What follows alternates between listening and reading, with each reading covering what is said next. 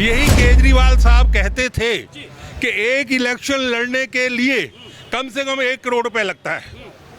हमारी गरीब आदमी की पार्टी, आम आदमी की पार्टी है, हमारे पास इतना पैसा ही नहीं है। आम आदमी पार्टी जो है कैसे निकली थी, कब निकली थी, मैं सबसे बड़ा सपोर्टर था। अरे जनता का सेवक तो था, कभी वो मानता हूँ। जब मेट्रो में गया था, जब टूटी फूटी फील्ड में गया था, अब तो 50 कारों का कारोबार चलता, कौन कहता है वो गरीब आदमी है। फैक्ट्री वालों को आपने करोड़ों रुपए लेके, अरबों रुपए लेके छूट दे दी कि जो मर्जी करो। तो फॉरेन से आए, उनको उन्होंने वो स्कूल दिखा दिया जो अच्छा था, जो कहीं बना हुआ था। बाकी स्कूलों की हालत भी देख लो। अब स्कूलों का ही नजायज फायदा उठा रहे हैं। क्या नाम हुआ आपका? मेरा नाम चंद्रशेखर है। चंद्रशेखर जी। चंद्रशेखर। क्या लग रहा है आपको, जिस तरीके से लगातार ईडी और सीबीआई की जांच हो रही है और शराब घोटाले के अंदर उनको जेल में डाला हुआ है, तो आम आदमी पार्टी वाले कह रहे हैं कि ये तानाशाही हो रही है, आपको लगता है ऐसा? देखिए, जब भी कोई फंसता है ना, उसको यही लगता है कि सामने वाला मेरे को जबरदस्ती ऐसे ही फंसा रहा है। आम आदमी पार्टी जो है कैसे निकली थी, कब निकली थी, मैं सबसे बड़ा सपोर्टर था।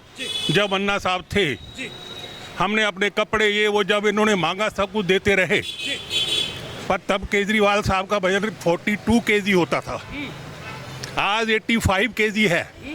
मुझे ये बताइए, आप क्या खाते हैं या मैं क्या खाता हूँ? मेरा वजन तो 100 किलो है 10 साल से।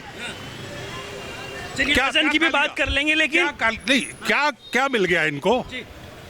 मैं कहना वही चाहता हूँ, वजन तब पड़ता है जब आंतरिक खुशी हो। आप लोग अपने आप को अच्छा महसूस कर रहे हो, आप अपने आप को राजा महसूस कर रहे हो, तो हम वो तो कहते हैं ना हम कट्टर ईमानदार हैं, और दो जो उनके नेता हैं वो भ्रष्टाचार में के आरोप में गिरफ्तार हैं।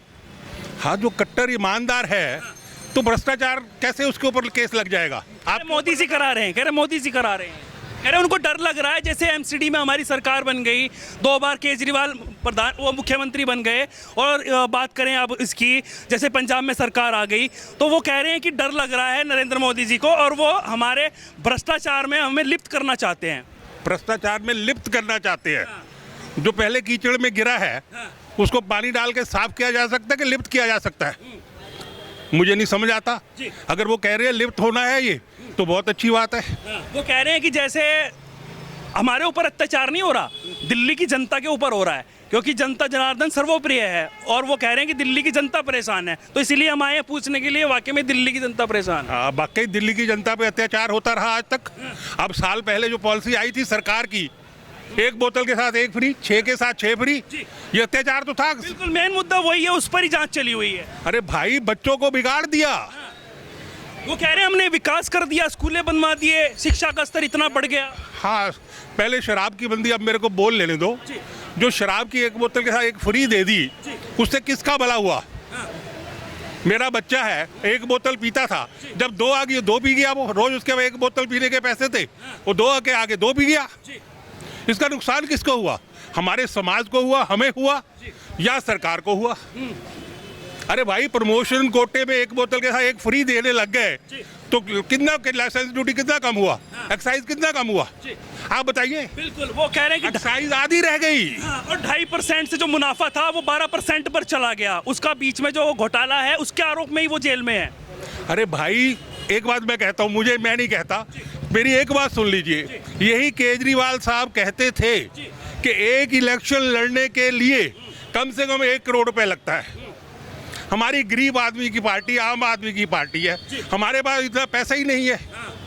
भाई, उनके पास पैसा नहीं है, 1 करोड़ उन्होंने नहीं खर्च किया। गोवा में कहाँ से इलेक्शन लड़ा, कितने बंदों से लड़ा? गुजरात में लड़ा, पंजाब में लड़ा, और पंजाब में क्या लालच दिया? अरे पंजाबियों का नाम बदनाम कर दिया।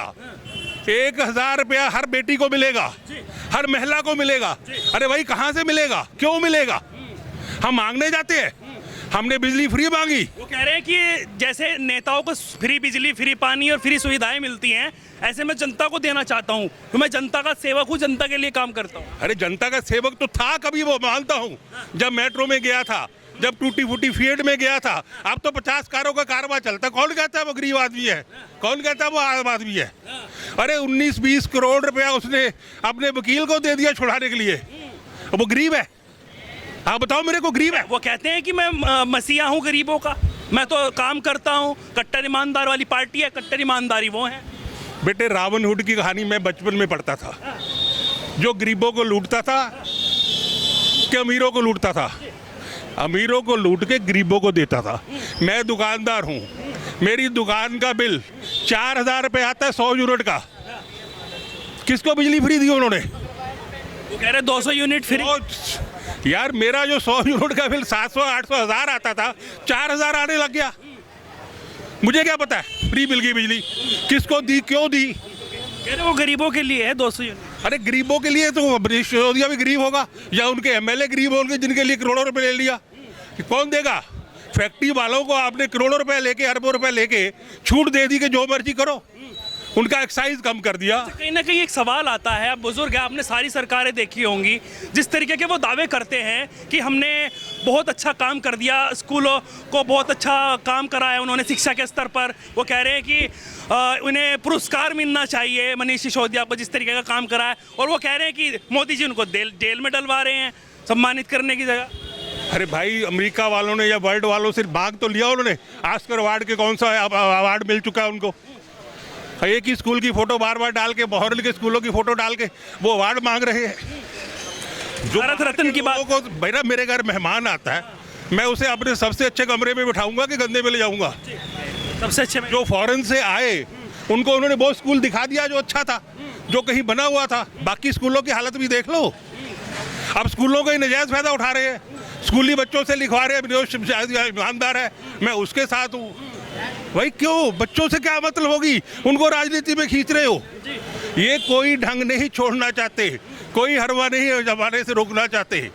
इनको तो जेन के ब्रेक इन बस बने रहना है सुल्तान। अच्छा। और सत्यमिंदर साहब तो 7 महीने से बैठे हैं, वो तो बहुत ज्यादा ईमानदार थे।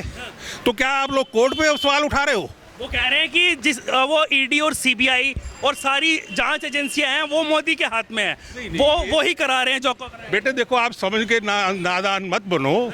ईडी सीबीआई या क्लर्क की बात छोड़ दो, 1 मिनट के मान लिया सेंटर की है, ऐसा उनका कहना है, हमारा नहीं। मान लिया, उनका कहना मान लेते हैं, पर कोर्ट किसकी है? क्या वो जजमेंट कोर्ट पे उठा रहे हैं? कोर्ट अंदर करती है, ईडी अंदर करती है। मेरा कोर्ट जब होता है, 2 आदमी हम लड़ने जाते हैं, दूसरा कहता है हाँ अंकल ने मेरे को मारा है, वो एविडेंस देता है, तो आप कहते हो नहीं नहीं नहीं अंकल ने तो मारा ही नहीं। ऐसे कैसे चलेगा भाई?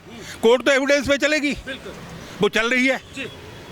7 महीने से वो सुप्रीम कोर्ट गए, वहां से भी उनको राहत नहीं मिली। अब कह रहे हैं कि उनको उस जेल में रखा गया है, उस नंबर में रखा गया है जिसमें बड़े बड़े हत्यारे हैं और बड़े बड़े मुस्लिम हैं। वो कह रहे हैं टॉर्चर हो रहे हैं, टॉर्चर कर रहे हैं, 8-8 घंटे लगातार वो उनसे पूछताछ कर रहे हैं और मेंटली टॉर्चर कर रहे हैं। हाँ वाकई यार, सत्येंद्र जैन को टॉर्चर होते मैंने देखा टीवी पे। उसकी मसाज हो रही थी बकायदा, बुरी तरह मसाज का मार रहा होगा वो उसको, मुर्गे की टांग खा के वो फेंक रहा था, जबरदस्ती मुर्गे खिलाए जा रहे जहल आदमी को। इससे ज्यादा टॉर्चर क्या करोगे? ये टॉर्चर नहीं है, आप लोग समझते नहीं यार। और अच्छा बात करें, जिस तरीके से बार बार यही सामने आ रहा है कि डर है, और लगातार अब जो मंत्री पद जो है वो उन्होंने इस्तीफा भी दे दिया, अब वो नहीं रहे हैं, डिप्टी सीएम थे, अब वो एक्स डिप्टी सीएम हो गए हैं। मनीष सिसोदिया ने भी इस्तीफा दिया, तो सत्येंद्र जैन ने भी दिया, जो कि 8-9 महीने से जेल में थे, तब तक नहीं दिया था ना। केजरीवाल ने उनसे इस्तीफे की मांग करी थी, तो उस पर क्या कहना होगा आपका? अरे भाई इस्तीफा तो उन्होंने उस दिन ही लिखवा लिया होगा। मनीष सिसोदिया जी का इस्तीफा बिना डेट के दिया गया है। क्यों भाई? मैं लेटर लिखता हूँ, मुझे सिखाया गया था बच्चों ने, सबसे ऊपर डेट लिखो, फिर उसका नाम लिखो। अच्छा, अपनी छवि भी वो भगत सिंह वाली बताते हैं, कह रहे मैं अगर 9-10 महीने जेल में रहा भी तो कोई बात नहीं, और मैं आऊँगा 10-9 महीने बाद, ऐसा उन्होंने जाते हुए कहा है। तो क्या उनको पहले ही पता लग रहा था कि वाकई में 10-9 महीने लगने वाले हैं? अरे भाई साहब, वो तो 1 साल से कह रहे हैं, चिल्ला रहे, गुजरात के चुनाव में भी चिल्ला रहे थे कि भाई सिसोदिया साहब गिरफ्तार होने वाले हैं, ये गिरफ्तार होने वाले हैं। इनको सब पता है, तो उनको सब पता है कौन कब गिरफ्तार होगा, कब रिहा होगा। ये तो उनकी प्लानिंग है, आखिर में नंबर उनका आएगा। रावण का सारा कुनबा चला गया था, बाद में रावण गया था।